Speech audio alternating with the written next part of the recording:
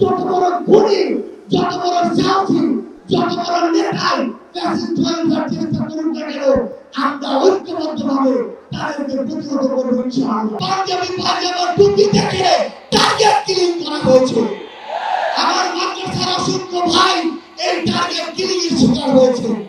আগামী বাংলাদেশে কেউ যেন কাউকে ট্যাগিং করে টার্গেট কিলিং এর শিকার না করতে পারে, সে বিষয়ে আমাদের ঐক্যবদ্ধ থাকতে হবে। আমরা সংস্কার বিচারকে সামনে রেখে আমাদের এই লড়াই করছি। আপনারা পিয়ারের কথা বলেছেন, এই যে পিয়ার আগামী বাংলাদেশের সংসদে আমরা যদি আসলে জনগণের প্রতিনিধিত্ব চাই, তাহলে আগামীতে এই পিয়ার নিয়ে আমাদের আরো জোরসোরে ভাবতে হবে।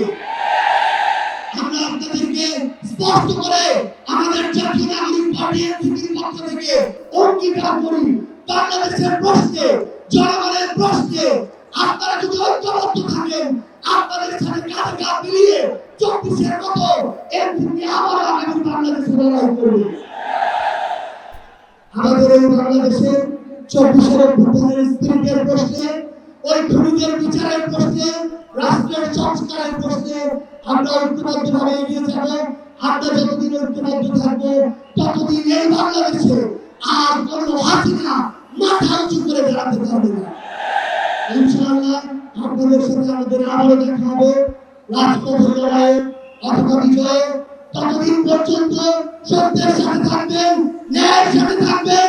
যত বড় খুনি, যত বড় সাহসী, যত বড় নেতাই ফ্যাসিস্ট হয়ে ওঠার চেষ্টা করুন না কেন, আমরা ঐক্যবদ্ধভাবে তাদেরকে প্রতিহত করবো ইনশাআল্লাহ। ইনকিলাব জিন্দাবাদ।